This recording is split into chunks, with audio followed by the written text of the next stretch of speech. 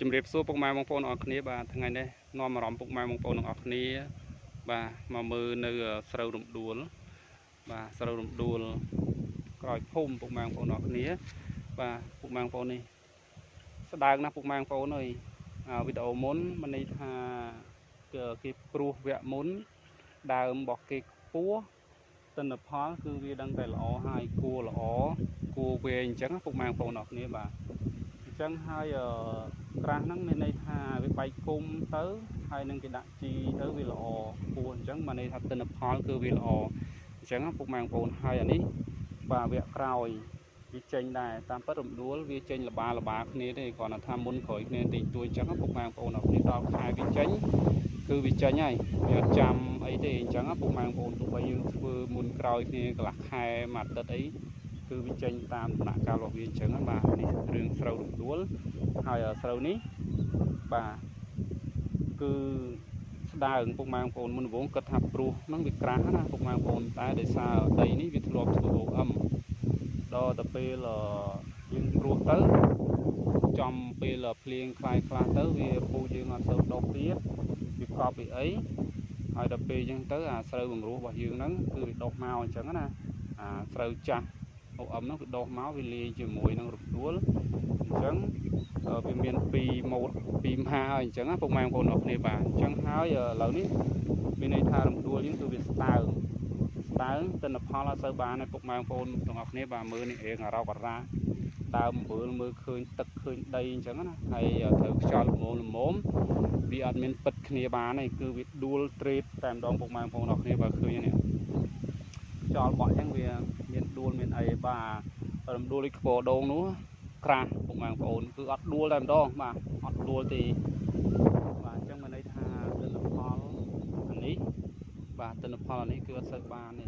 គួរក៏ខ្លីដើមក៏អំបឺលបាទគឺអត់សូវបានទេបាទនេះជាបទពិសោធន៍របស់ខ្ញុំធ្លាប់ធ្វើសម្រាប់រំដួលបាទគឺគ្រាន់តែឃើញដឹងតែអត់ទិន្នផលគឺអត់បានខ្ពស់បាទអានេះសម្រាប់សេខ្ញុំហើយនឹងសេគេប្រៀបធៀបគ្នាវាអត់ដូចគ្នារបស់ខ្ញុំគឺអត់កើតទេទៀបអញ្ចឹងណាពុកម៉ែបងប្អូនគឺវាស្ដើងយើងអត់យកចិត្តទុកដាក់ឲ្យវាខ្ពស់យើងពឹងថាប្រភេទស្រូវហ្នឹងវាអត់ត្រូវការជីទេតាមពិតបើដីយើងបើយើងធ្វើម្ដងយើងអត់សូវប្រើជីក៏អីដែរប៉ុន្តែបើសិនតែយើងធ្វើរហូតដូច OM ហងអីផងអញ្ចឹងដីយើងវាខ្វះជីជាតិដូចថាតាក់តងនឹងលាមកសត្វអីអញ្ចឹងណាពុកម៉ែបងប្អូនអរគ្នាអញ្ចឹងជីនេះវាអត់សូវមានអញ្ចឹងទិន្នផលតែយើងអត់ដាក់ជីគ្រប់គ្រាន់គឺវាអត់បានដូចអ្វីដែលយើងគិតណាពុកម៉ែបងប្អូនអរគ្នាបាទ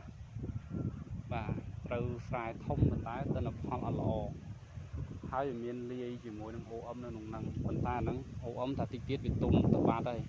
នៅតែរំដួលទេដើមវាអញ្ចឹងមានន័យថាវាមានតែរំដួលទេ OM អត់មានអញ្ចឹងពុកម៉ែបងប្អូនអរគ្នាប៉ុន្តែគ្រាន់ថាដើមទៀបអត់សូវបែកគុំខ្វះជីវជាតិបាទបំពន់ដើមឲ្យធំធាត់លូតលាស់ដោយសារយើងគិតថាដីយើងអាចតែវាជីយើងអត់សូវប្រើជីអញ្ចឹងណាជីលាមកសត្វអីអញ្ចឹងណាបាទឥឡូវ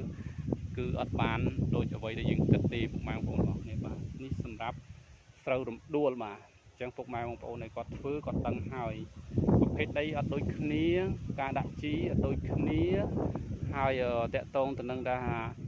យើងធ្វើញឹកតតែយើងយកចិត្តទុកដាក់រឿងដីនឹងមែនតើតកតងនឹង